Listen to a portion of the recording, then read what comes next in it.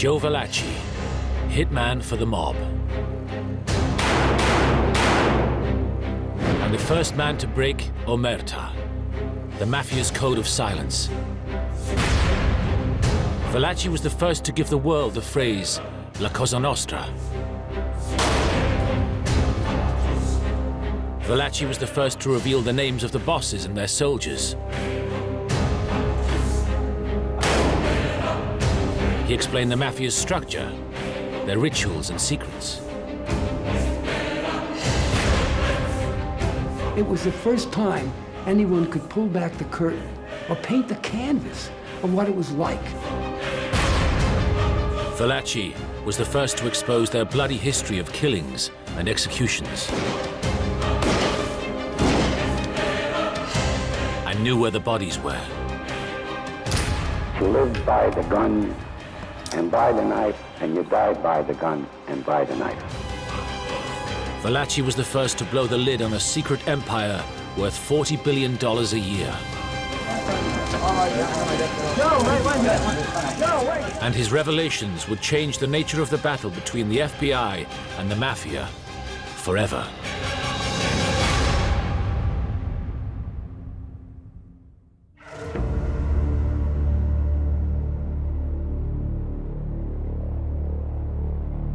In 1962, 58-year-old Joe Valachi was serving 15 years in Atlanta State Penitentiary for heroin trafficking.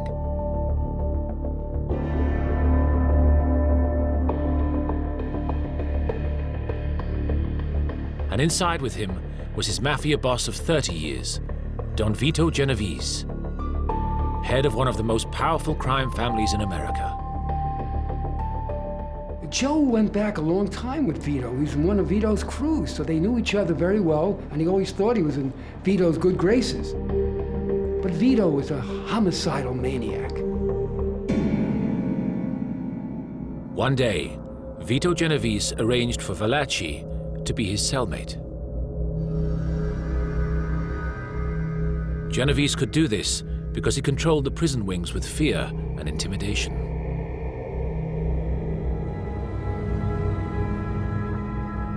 Valachi guessed something was up and had good reason to be nervous. Genovese believed that Valachi had put him in prison after squealing to the Federal Bureau of Narcotics. One night, Genovese turned to his cellmate. You know, we take a barrel of apples, and in this barrel of apples there might be a bad apple. Well, this apple has to be removed, and if it ain't removed, it would hurt the rest of the apples.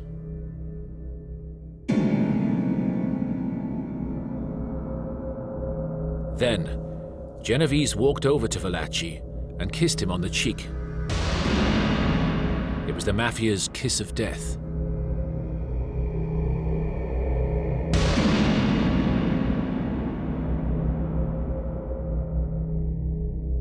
To let Valachi know he was the apple to be removed.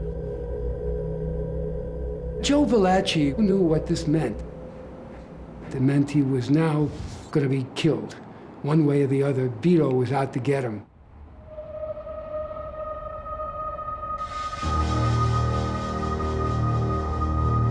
Consumed with fear, Valachi saw hitmen everywhere.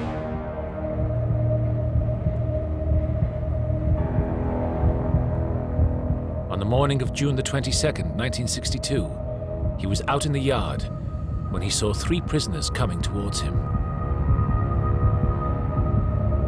Thinking they had been sent by Genovese to kill him, he picked up an iron pipe left by construction workers and braced himself for the attack. Then, another inmate approached him. Valachi swung into action.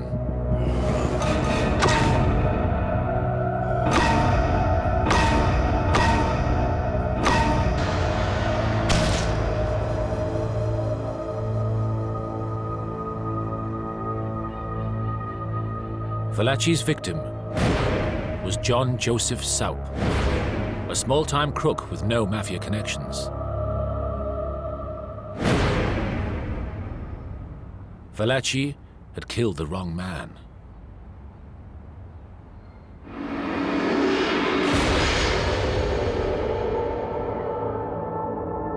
And he was now facing the death sentence for murder.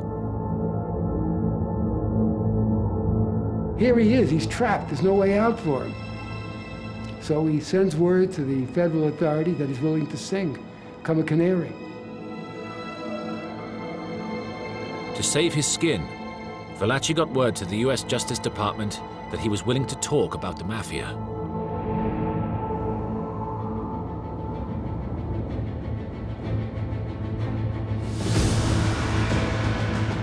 For Attorney General Robert Kennedy and his staff at the US Justice Department, this was the break they were looking for. Since becoming Attorney General in 1961, Kennedy had pursued a vigorous attack against organized crime. But he had been struggling to penetrate the country's criminal underworld.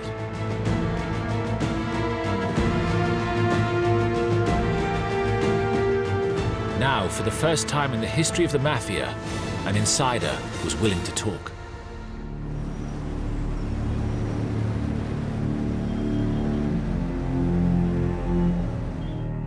So Kennedy offered a deal to Valachi. He was permitted to plead guilty to a charge of unpremeditated murder and receive a life sentence on the one condition that he would expose his organization.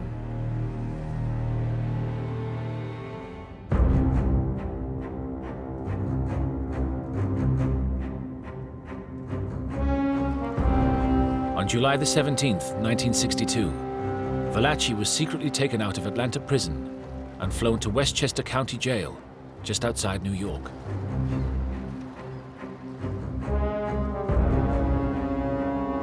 He was given the cover of Joseph DeMarcona and taken to an isolated cell.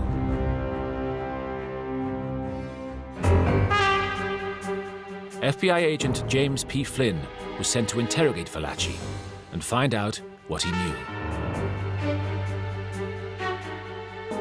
Flynn came in and he was tough.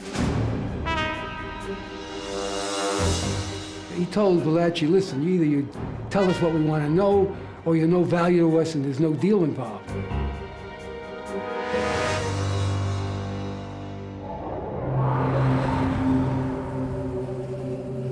The FBI had been picking up the phrase Cosa Nostra on recent wiretaps, and they believed that it referred to the Mafia, the organization, or the outfit. But they weren't sure.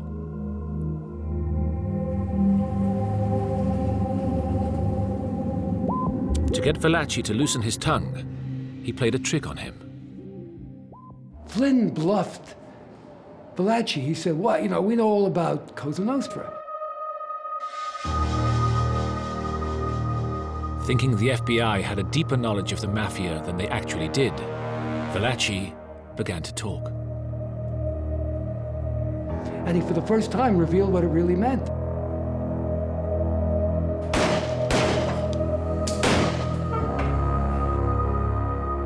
It meant our thing, Cosa Nostra.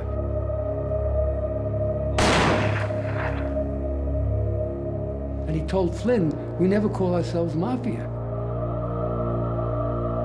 Flynn started to pump Valachi for names, dates, and information.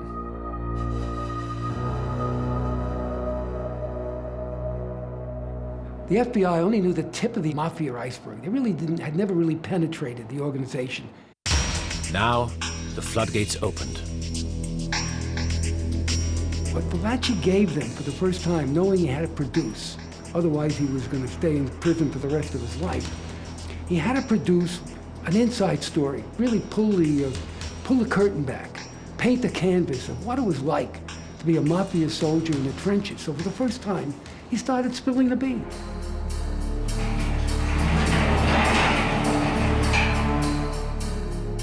Valachi began to reveal the organizational structure of the Mafia.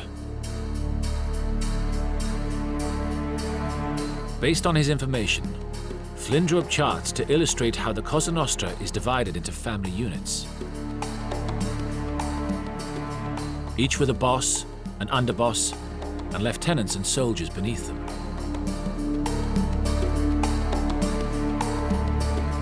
It seemed to the FBI and everybody else that he was a Rosetta Stone. He was telling them the secrets. The hieroglyphics were now exposed. Valachi told Flynn that these Mafia families extended across America, from Boston to San Francisco. And for the first time, the FBI got a picture of the Mafia's enormous scope and activities.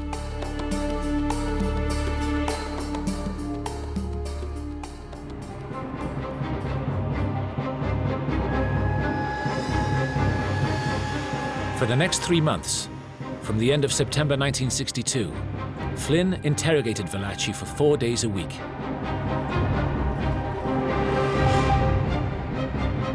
An average session would last about 3 hours, and then Valachi would become irritated and difficult to handle.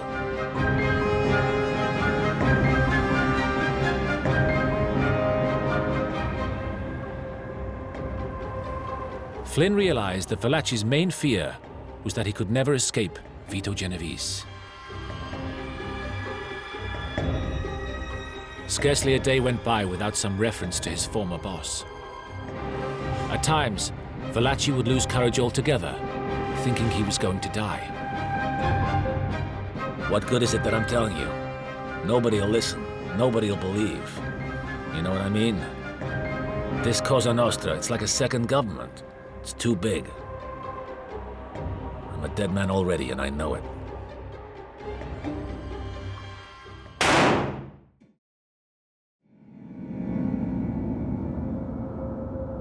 Valachi was right to be worried.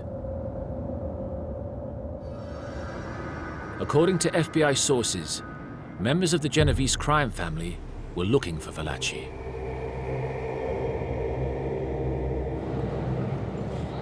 From his cell, Vito Genovese had put a price tag of $100,000 on Valachi, and now the mob had traced him to the New York area.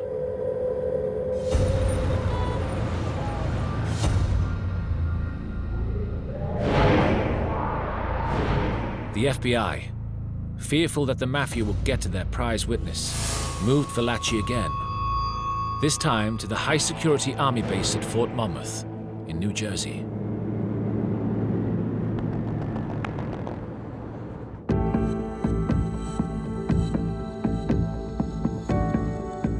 By the spring of 1963, Valachi wanted to go public and was keen to expose the powerful criminal organization that he blamed for ruining his life. Bobby Kennedy became aware of his potential as a person who could publicize how big and how important the Mafia was. But Kennedy had huge concerns about Valachi's credibility. For the past 30 years, he'd been a ruthless Mafia hitman.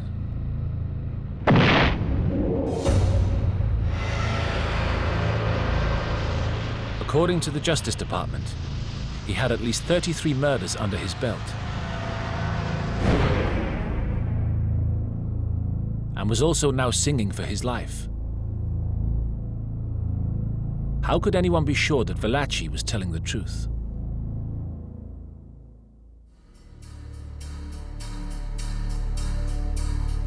So the FBI decided to use it to test his credibility. Flynn had gathered material for the New York City police during his interrogation of Valachi.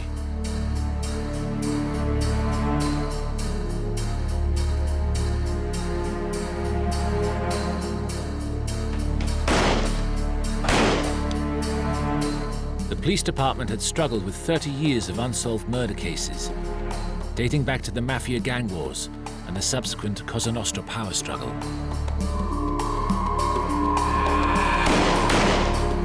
Using Valachi's accounts as a guide, the intelligence unit searched the department's files in a precinct-by-precinct operation, checking the scattered and unconfirmed facts against his detailed information.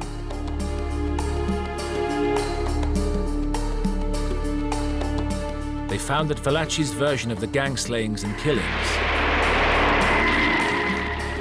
including the dates, locations, and the circumstances,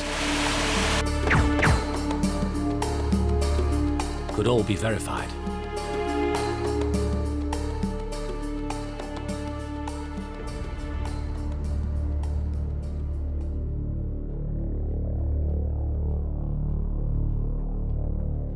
With the FBI now convinced that Valachi could be relied on, they got him ready to testify.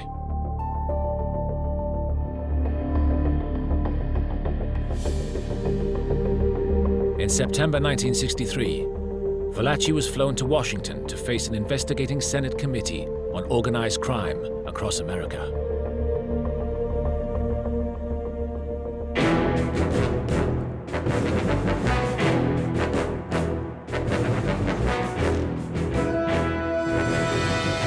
Over 2 weeks in October, he would appear as the star witness, giving first-hand accounts of life as a Mafia hitman. The hearings were broadcast across the country and became a national event. Go right here, please. Go. Go, wait, one minute. Go, wait, go. The United States is a new country. We don't have mythology the way older countries had. We had cowboys and Indians, and we had racketeers. This was a way for people within the country to look at all those movies that they had seen before about the underworld and put it all together.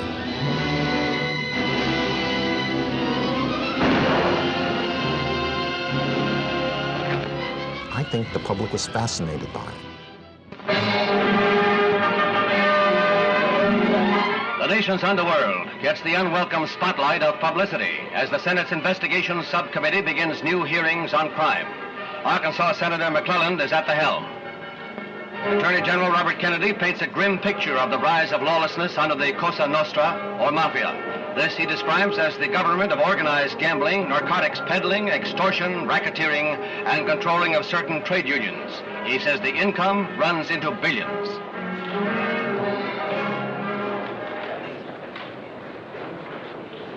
Well, gentlemen, as you know, we have brought to Queens County this morning the witness, Joe Valachi. We are determined to expose every facet of his testimony and to pursue this thing as far as we possibly can. What was his demeanor during your conversation inside over coffee?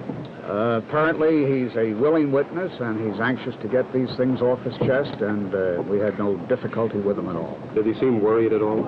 I wouldn't say he was worried. I think the man is naturally, under all of the circumstances, nervous and a bit upset. But beyond that, he's a good witness. Mr. O'Connor, don't you get the feeling that he's rather enjoying all this? I would make no comment about that.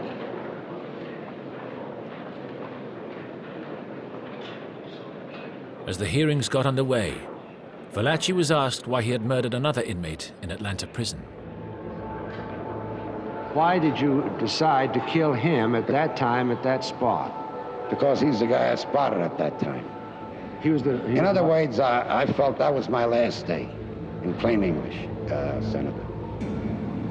I felt that was my last day. You thought it was your last day? That I would be alive. Well, did you feel that you could get all of them before they could get you? Just probably, I don't know what I would have done if I don't see him. See, I can't answer what I would have done. In other words, you felt helpless and surrounded, and you decided to strike when you could. If I get, when I saw him, yeah. You thought that if you killed this man, who you thought was going to kill you anyway, that this... I got some satisfaction, Senator. Put it that way. Got some satisfaction.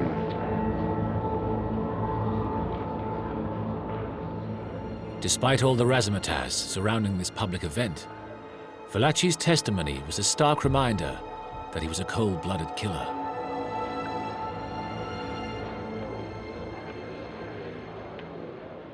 Then Valachi's interrogation really began. When did you become a member of this organization? 1930. 1930. What is the name of it? It is... Cosa Nostra in Italian. Cosa Nostra in Italian. Our thing and our family in English. Our thing and our family in English.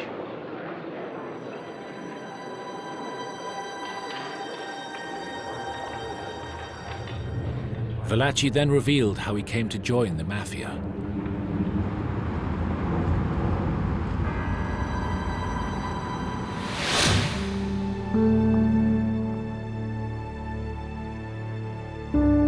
Valachi took the committee back to his low-life roots in the slums of New York in the early 1900s. His parents were from Naples, and they had 17 children. Only 6 survived. By the time he was 18, he was the driver with a notorious gang called the Minutemen. They robbed hundreds of clothing and jewelry stores between 1919 and 1923, smashing shop windows and grabbing whatever they could before the cops came. But one day they were caught, and Valachi was sent to the infamous Sing Sing prison on the Hudson River.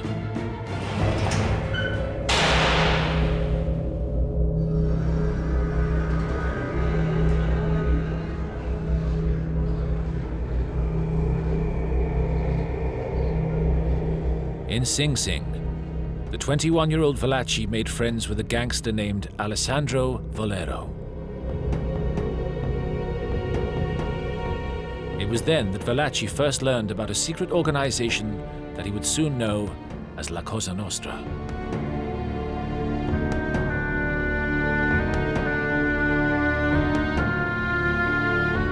And Valachi wanted to be a part of it.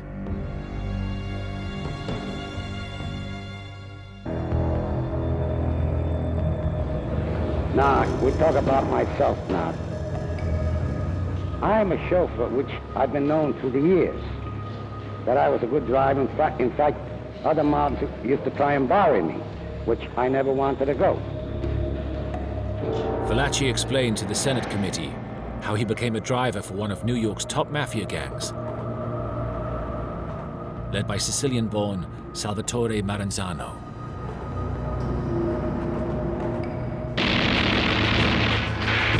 It was 1929, and Maranzano was locked in a bloody power struggle with his rival, Giuseppe Masseria. Valachi made it known to Maranzano that he wanted in. And as a test, he was sent as the driver on a contract to murder one of Masseria's top henchmen.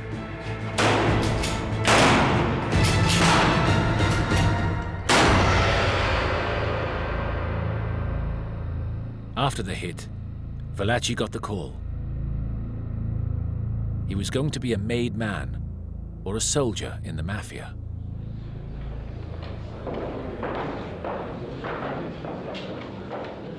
Valachi then revealed to the committee the rituals of his initiation ceremony into the mob.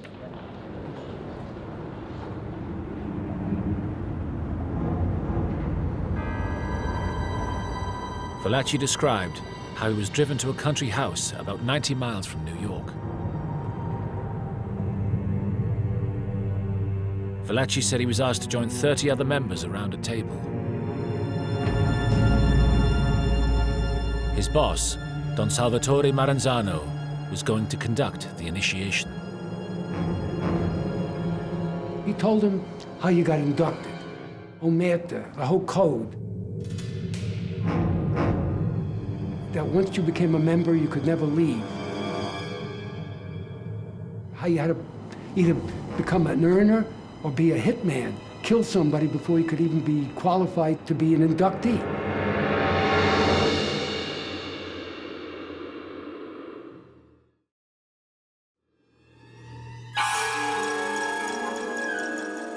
Valachi then revealed to the Senate committee the secrets of the Mafia's blood and fire initiation ceremony into the mob.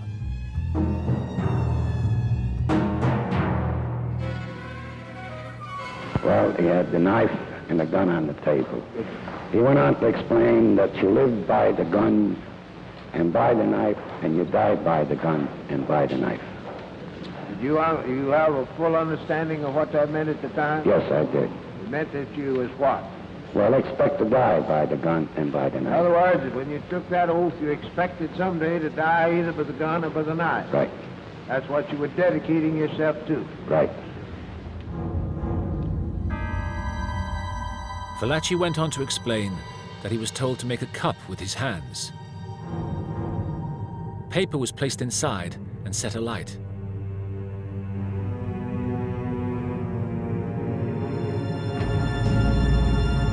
He was then asked to move it from side to side and told that he would burn like the paper if he betrayed the secrets of the Cosa Nostra.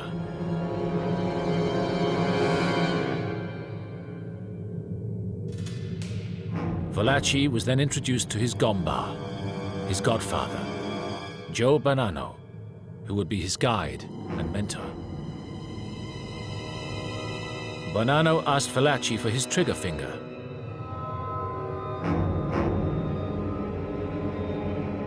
And pricked it with his tie pin.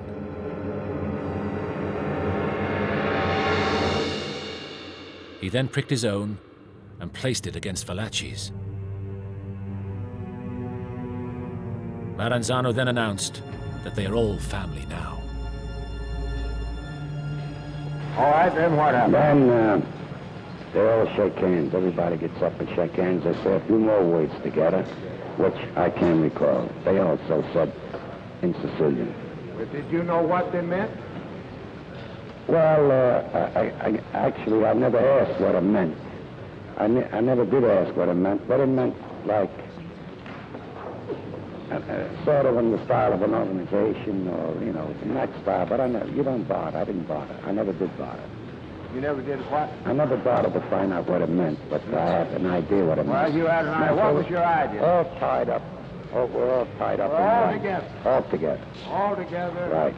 Right. Sink together, hang together, live together. Yes.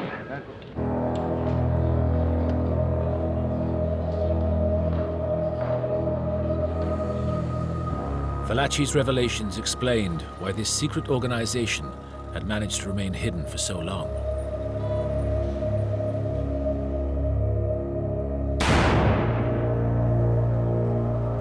Anyone who squealed would pay the ultimate price. Fear had preserved the silence for 30 years.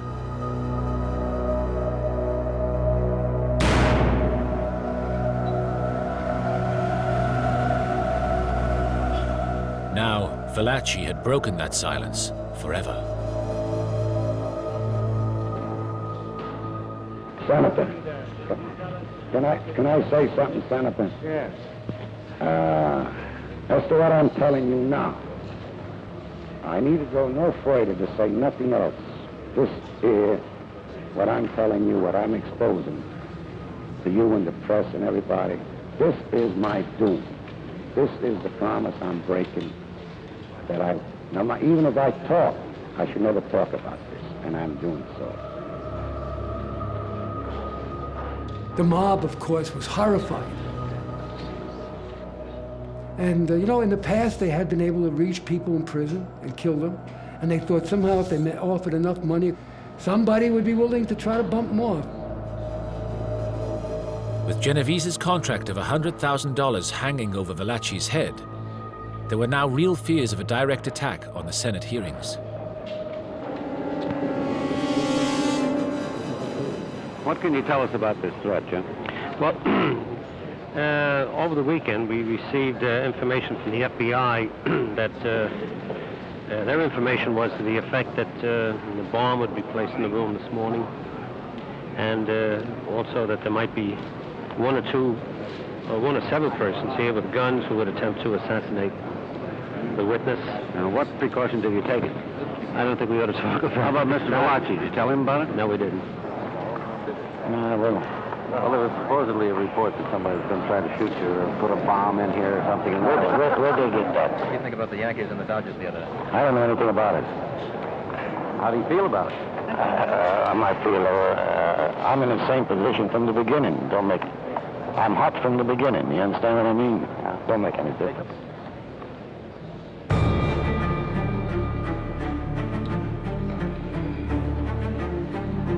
Most of Valachi's testimony was devoted to tracing the hierarchy of the American Mafia. Valachi explained to the Senate committee how the smooth-working mafia organization of today evolved from the warring street gangs and power struggles of the early 1900s. Valachi took the committee back to a meeting in 1931 when Sicilian boss Salvatore Maranzano took control of the New York Mafia.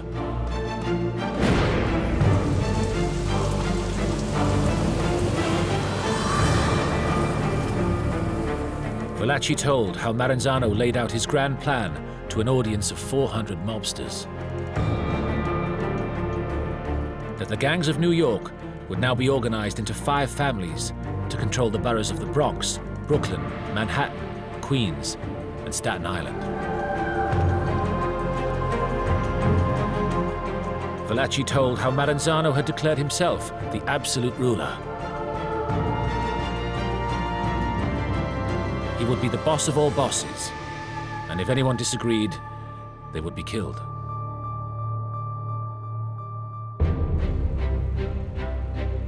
Valachi then explained how one man did disagree.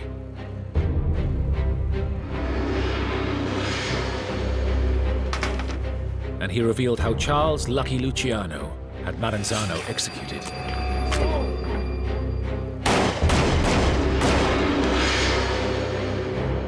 Luciano then introduced a more democratic form of leadership. He eliminated the boss of all bosses and created the Commission, effectively a board of directors to resolve mafia disputes. And this led to an era of peace, cooperation, and prosperity.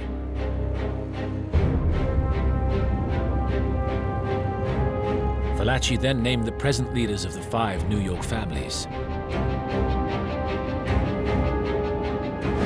Vito Genovese, Carlo Gambino, Giuseppe Magliocco, Joseph Bonanno, and Gaetano Lucchesi. These are the men, Valachi told the committee, who run a huge web of organized crime in the city, involving gambling, prostitution, loan sharking, narcotics, and the infiltration of the mafia into legitimate businesses.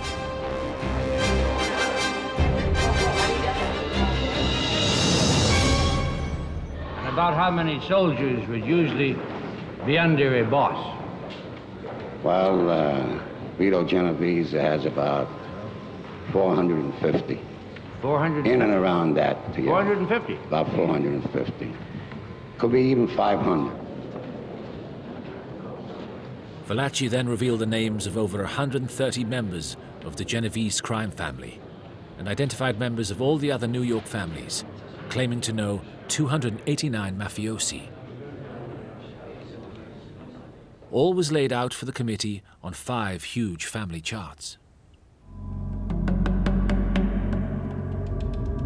I think what Valachi did was explain what the FBI had and didn't know they had. Frequently, people in the mob and in other areas of criminal activity know others by nicknames. They may know their faces, but they don't know their actual names. To the extent that we now had law enforcement had their actual names, we probably learned that for the first time. But other than that, I think Valachi's testimony pretty much stands on its own. I mean, and it has been proven accurate over time.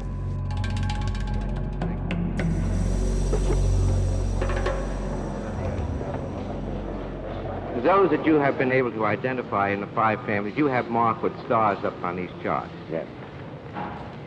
The others that are not on the chart, you know them by aliases, and you didn't know their other names. Right. And therefore, you didn't undertake to name them. Right. Except that you could give their real name along with their alias. Right. Very well.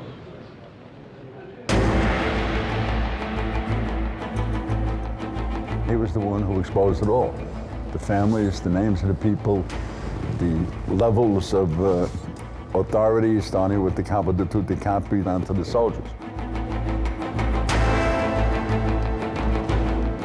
But there were some critics skeptical of Valachi's testimonies, believing that as a foot soldier, he wouldn't have been privileged to any information relating to Cosa Nostra's inner circle.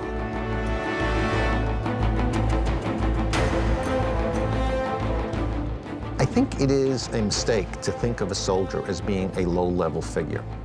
They're not. They are serious people within the mob. The only people above a soldier in a direct line of authority is the capo and the boss.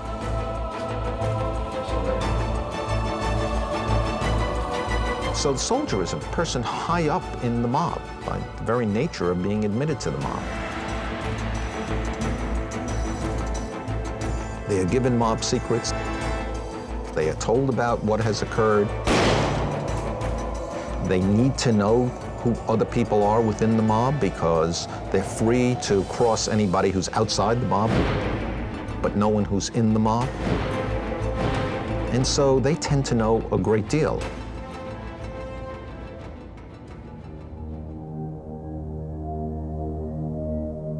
Valachi used his testimony to get back at Genovese. I think you might at this time digress just a moment to tell how much power, how much authority the boss, like Genovese, has over the family, over the soldier members like you. Senator, I happen to know Vito's power. He not only has the power in our family, he also controls the power in Gambino family and the Loquiza family.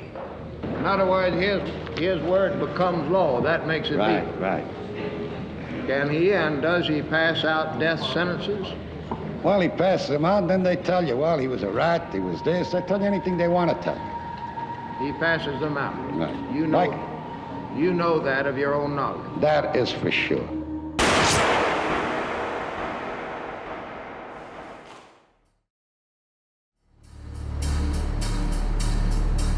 Valachi's testimony was a goldmine. He confirmed Cosa Nostra was the Mafia. He revealed the names of the bosses and their soldiers. He explained their structure, their rituals and secrets. He exposed their bloody history.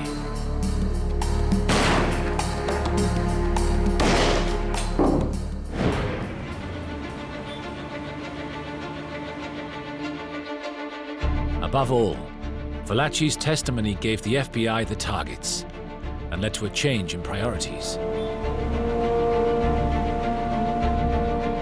By 1963, the FBI's New York office had increased the number of its agents specializing in organized crime from 4 to 140.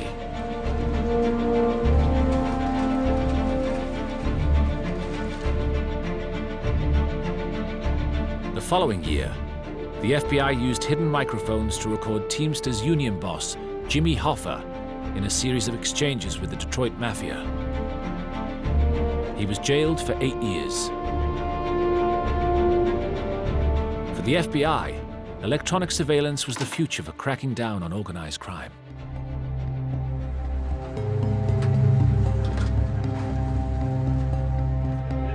I remember as a young agent, as a young organized crime agent in the early 1970s, all over the country we did wiretaps of the interstate gambling operations that flourished and were controlled by the Mafia. We made thousands of arrests and broke up hundreds of large gambling combines in an effort to choke off the flow, one of their great sources of money. Thanks to Valachi's revelations, the FBI's campaign against the Mafia progressed to a new level.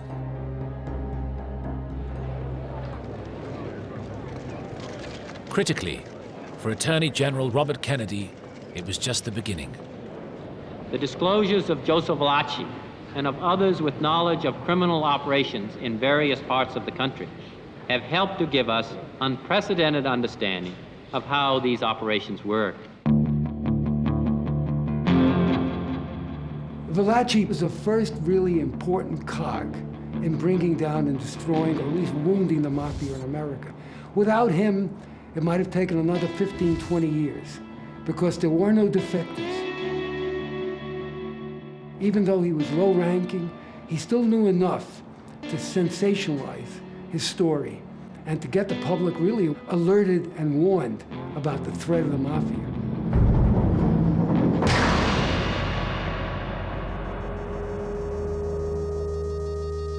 As for Joe Valachi, he was returned to the relative comfort of the District of Columbia Jail in Washington, where he had been kept during the hearings.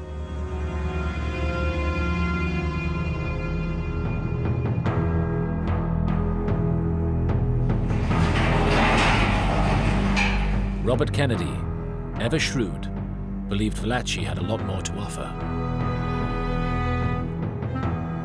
Bobby Kennedy realized that there was a gold mine in him. So what he did was said, why don't you write your memoir, everything you can remember about the Mafia? Over 13 months, Valachi painstakingly produced more than 300,000 words on notepads from his cell in Washington. He had been there from the very beginning of the modern Mafia, and it was a unique day-by-day portrayal over a 30-year period of his life as a hitman.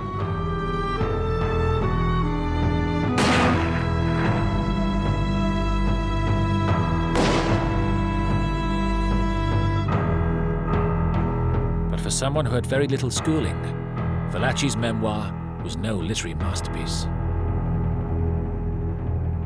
It's unprintable, it's unpublishable, it's unreadable, probably. Kennedy called for a ghostwriter. The Justice Department got a writer, Peter Mass, to sit down, use the memoir, and also discuss Valachi's life with him. This was to form a book which the Justice Department hoped would encourage other informers to come forward. During this period, the department started making plans to reward Valachi for his cooperation, and were even thinking of sending him somewhere to relax in the sun. Bobby Kennedy had some wild scheme that maybe he could find a girlfriend or bring Valachi's wife and put him on some desert island where he could live out the rest of his life. But that was impossible. And he still had a sentence from murdering that fellow convict, the wrong man. But killing the wrong man wasn't the only thing stopping him going to a desert island.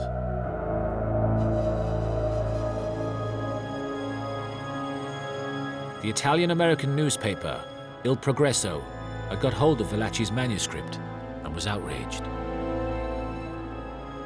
It printed a virulent editorial against the forthcoming book, saying it was perpetuating the kind of image of criminality associated with the many Italian names in Valachi's testimony.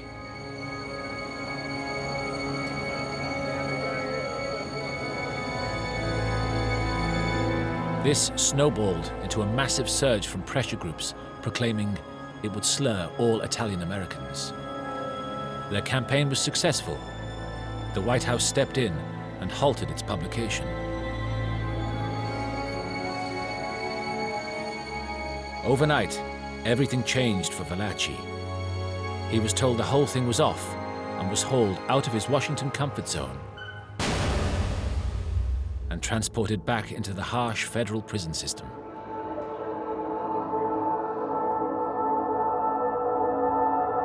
He was placed in a small cold cell in Michigan, where he was to spend the rest of his sentence in solitary confinement.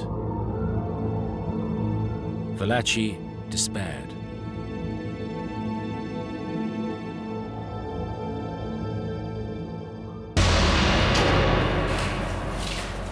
On the morning of April the 11th, 1966, he took the mains lead from his radio and stepped into a shower cubicle.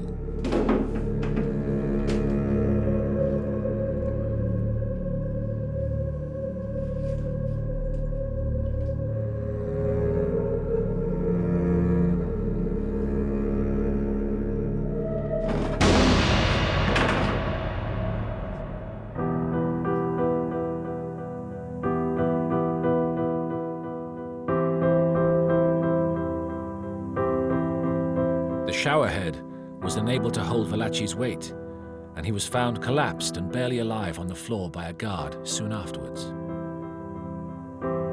The Justice Department realized that they had to look after their prize witness better. They took him out of the unpleasant northern prisons. They sent him to what they considered the best place for him, a place called La Tuna, near the Mexican border in Texas. And they gave him a suite where he had a kitchenette and he had a better, more comfortable bed. They tried to make life as convenient and comfortable as possible. Whenever the Justice Department now gets a real top-notch defector, they send him to what is called the Valachi suite.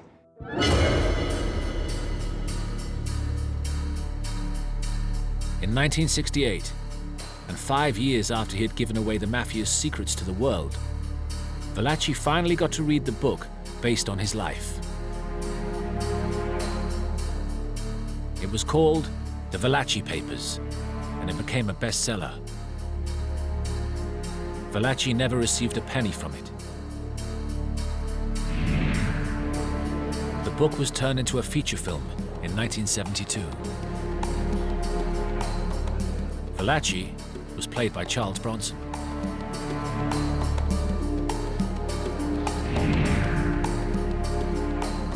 The real Joe Valachi died of a heart attack in 1971 at La Tuna Federal Correctional Institution in Texas.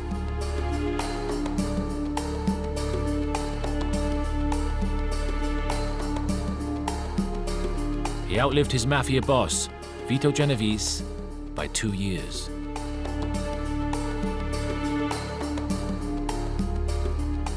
The $100,000 bounty placed on Valachi's head by Genovese was never collected.